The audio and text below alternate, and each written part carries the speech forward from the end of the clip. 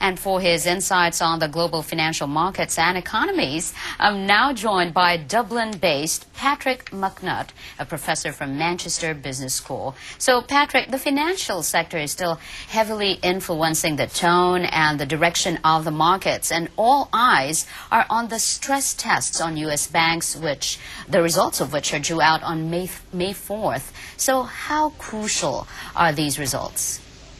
Good morning, Jennifer. I think the actual tests are very crucial because we need to understand what exactly is happening at the financial banks.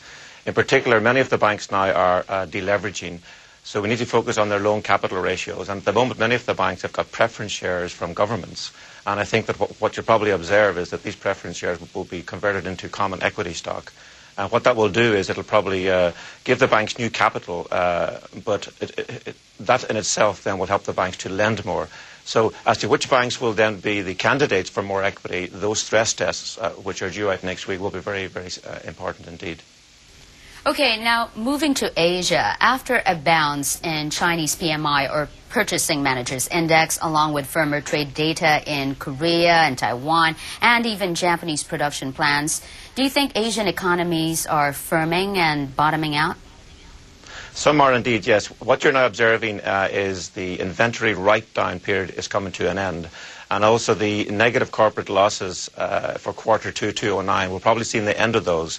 However, there are still some companies that are still experiencing negative earnings because of exposure to currency losses. But in general, the rate of decline is beginning to slow down, and that's very important. That's what we call the second derivative effect. And that is beginning to impact in some European economies and most certainly in some of the Asian economies. All right, many economic indicators from all over the world have started to come in better than expected. Is there growing hope that the seeds of recovery are taking root? There is. In Europe, for example, we're beginning to see production orders are beginning to increase, but at a very slow level. But there's some confidence in the market. We're still waiting to see what the impact is on consumer confidence, what the impact will be on credit cards, for example, which is linked to levels of unemployment. But in general, I think you're now looking at possibly a third quarter recovery this year, and that would be based on indicators to do with manufacturing, copper prices, inventory, and the limited exposure to currency risks. Let's now focus on defensives and cyclical plays. Are they likely to perform better in the current market environment? You can expound on this. Well, yeah, indeed. I mean, some are. If you look at Nokia, for example, or Pfizer, for example, as two companies, they're still good dividend plays, and they're still good stocks to have. I mean, there's still investment in biotechs happening. We're still using our mobile phones quite a lot. And in general, there are some sectors which, as defensive plays, they are also dividend plays, and they're good investments to make at this point in time.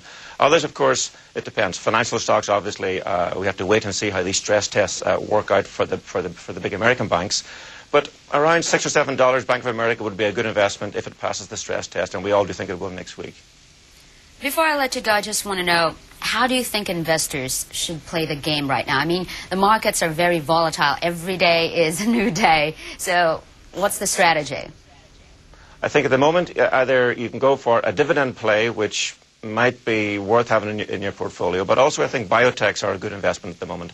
Many of the big pharma companies are very well off in cash, a lot of cash-rich companies that need to invest. Then after the stress tests begin to pan out next week, have a look at some of the financials that are there in the US.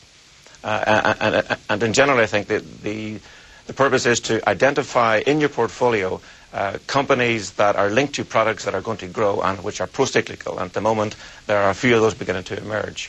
Thanks for the advice, Patrick. Professor Patrick McNutt from the Manchester Business School. And from the Business Desk, I'm Jennifer Alejandro.